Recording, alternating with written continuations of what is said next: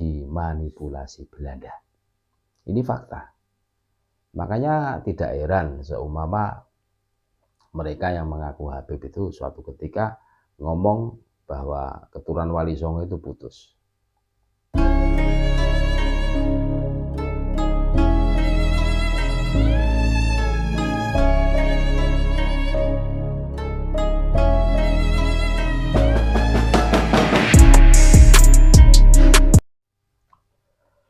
Assalamualaikum warahmatullahi wabarakatuh. Alhamdulillah wassalatu wassalamu ala Rasulillah Muhammad ibn Abdillah alladzi la nabiyya ba'dah.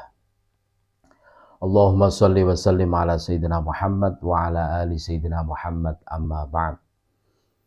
Saudara-saudaraku sebangsa setanah air yang kami cintai, yang kami muliakan, yang kami banggakan, dimanapun Anda berada, berjumpa kembali lagi dengan kami channel Bejo Dunya Akhirat. Sak bejo-bejane wong kang lali isih luwih bejo wong kang eling lan waspada. Tetap NKRI harga mati. Tentu kita semua tidak asing dengan Wali Songo. Dan Wali Songo adalah penyebar Islam di tanah Nusantara. Yang mengertikan kita Islam, mbah-mbah kita Islam adalah Wali Songo. Jadi banyak kisah Wali Songo yang dimanipulasi Belanda. Ini fakta. Makanya tidak heran seumpama mereka yang mengaku Habib itu suatu ketika ngomong bahwa keturunan Wali Songo itu putus. Nah, ini membuktikan bahwa mereka itu ya antek Belanda kan gitu. Jadi Wali Songo merupakan tokoh wali yang menyebarkan Islam di Nusantara. Mereka datang dari berbagai daerah di Timur Tengah. Yang jelas bukan Yaman. Makanya tidak ada Wali Songo itu yang dari Yaman. Ini fakta. Jangan marah, ini fakta. Wali Songo atau Wali Sanga dikenal sebagai penyebar agama Islam di tanah Jawa pada abad ke-14. Mereka tinggal di 3 wilayah penting pantai utara Pulau Jawa, yaitu Surabaya, Gresik, Lamongan. Di Jawa Timur, Demak, Kudus, Muria. Di Jawa Tengah dan di Cirebon, di Jawa Barat, Wali Sanga adalah kelompok syiar dakwah Islam atau mubalek, yang kerap juga disebut dengan waliullah atau wakil Allah.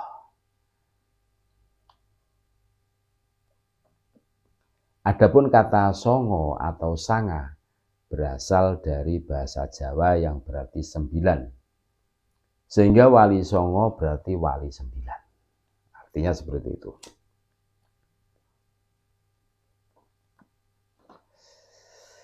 Para wali ini juga memiliki gelar sunan. Sunan berasal dari kata susuhunan. Jadi sunan asluhu susuhunan. Kalau anak pondok itu kan biasa meng-i'rab kan seperti itu. Sona asluhu sowana ala wazni fa'ala kan itu. Sunan berasal dari kata susuhunan yang artinya yang dijunjung tinggi atau panutan masyarakat setempat. Ada juga yang mengatakan sunan berasal dari kata suhunan, artinya guru besar atau orang yang berilmu tinggi, seperti itu. Usai menamatkan buku Ensiklopedia Islam, hati almarhum Agus Sunyoto Lesbumi tiba-tiba tersentak. Dalam buku yang diterbitkan oleh Ikhtiar Baru Van Hoff tersebut, ia sama sekali tak menemukan satupun kata yang menyebut Wali Songo. Ingatannya kemudian melayang kepada sebuah buku lain berjudul Wali Songo Tak Pernah Ada, karya Syamsud Duha, yang pernah dibacanya beberapa waktu sebelumnya. Saya pikir adalah ahistoris, kalau tidak mau saya bilang naif. Saat kita membahas perkembangan Islam di Indonesia, sama sekali tidak menyebut nama Wali Songo, ujar sejarawan kelahiran Surabaya. Istilah Wali Songo memang kadung dimengerti oleh sebagian besar masyarakat Islam Indonesia. Hanya sebagai mitologi, itu setidaknya tercermin dari cerita-cerita yang berserakan di kalangan masyarakat yang hanya mengidentikan Wali Songo dengan soal-soal karomah, keajaiban, dan realita supranatural yang kadang tidak terjangkau otak manusia modern. Yang terjadi adalah sejarah Wali Songo jika tidak dipuja-puja berlebihan, malah dijadikan bahan ejekan oleh sebagian orang untuk merujuk sebuah kepercayaan agama yang berbau tahayul dan tidak rasional. Almarhum Agus Sunyoto Lesbumi tentu saja prihatin dengan kondisi tersebut. Dengan mengandalkan dana yang tidak besar dan didapat dari sumbangan sana-sini, ia lantas memutuskan untuk membuat sebuah penelitian sejarah ilmiah terkait dengan Wali Songo.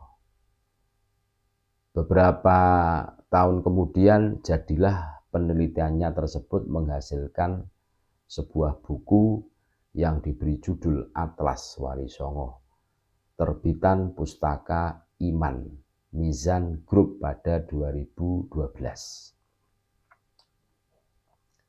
Benarkah Wali Songo hanya mitos belaka?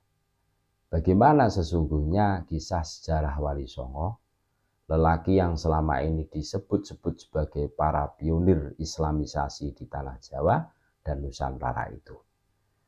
Berikut petikan rekam digital transkrip Tim Islam Indonesia atau TII berbincang dengan Agus Sunyoto atau AS.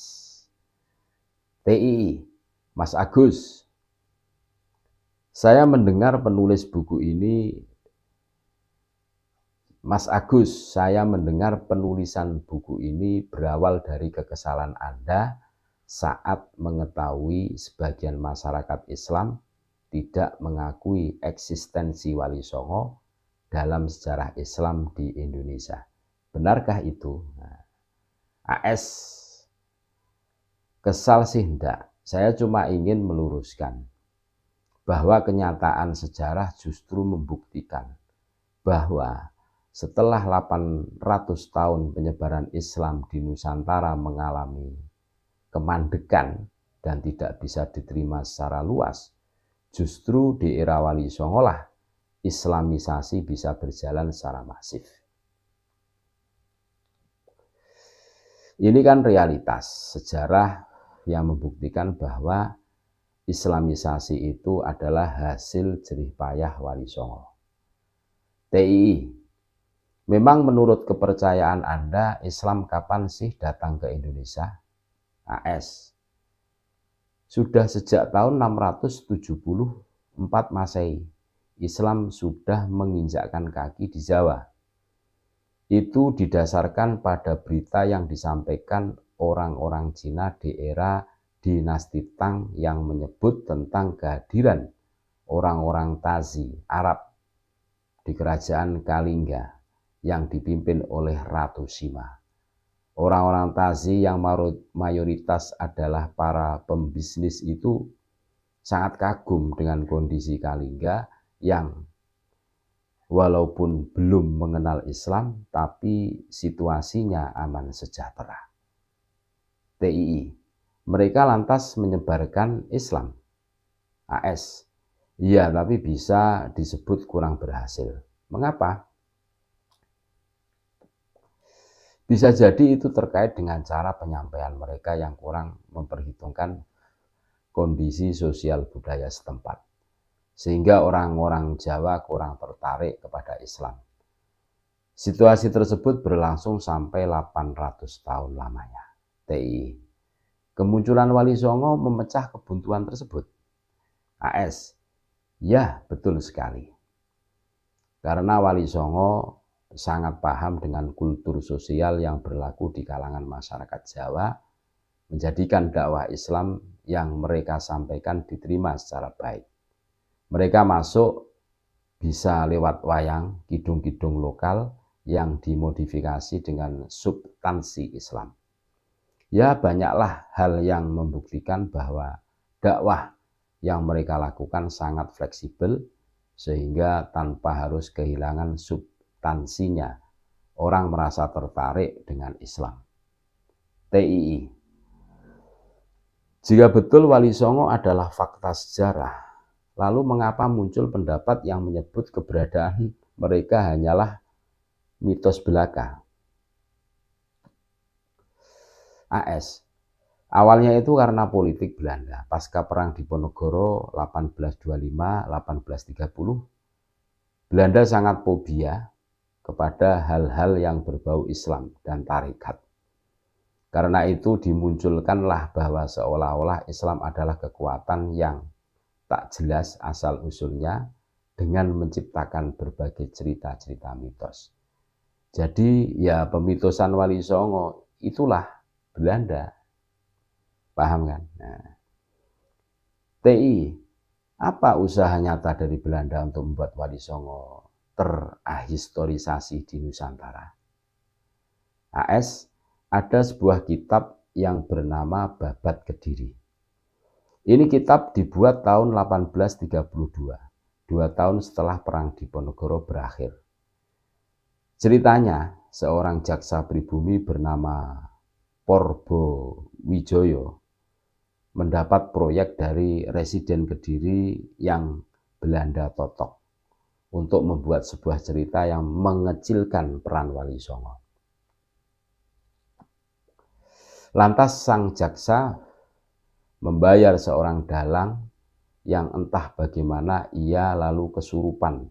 Dalam situasi kesurupan itulah si dalang meracau, isinya bercerita tentang sejarah Kediri dan pendeskreditan Sunan Bonang, Sunan Giri, dan sunan-sunan lainnya.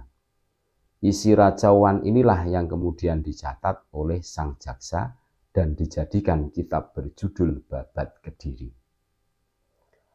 TI, saya heran mengapa justru cerita versi orang kesurupan ini bisa lolos dalam sejarah kita. AS, ya para sejarawan kita kan umumnya didikan Belanda.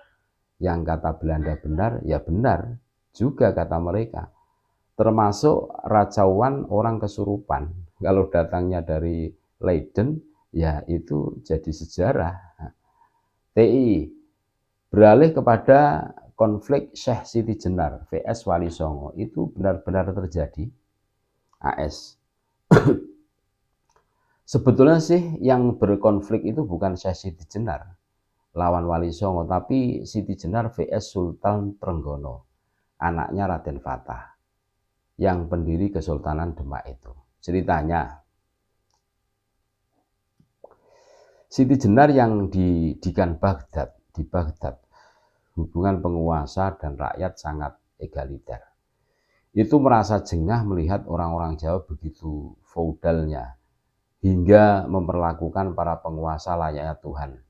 Sebagai contoh, kalau menghadap raja, rakyat harus sujud, lalu kata ingsun yang artinya aku hanya berhak diucapkan oleh raja. Rakyat hanya boleh memakai kata kawulo yang artinya budak. Nah, Syekh Siti Jenar merasa perilaku itu mengotori ketauhidan seorang muslim. Ia lantas balelo, berontak.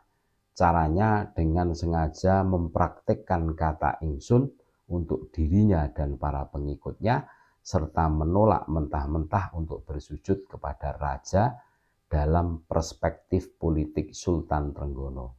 Ini jelas subversif dong. Maka dikejar-kejarlah dia sebagai musuh negara dan agama.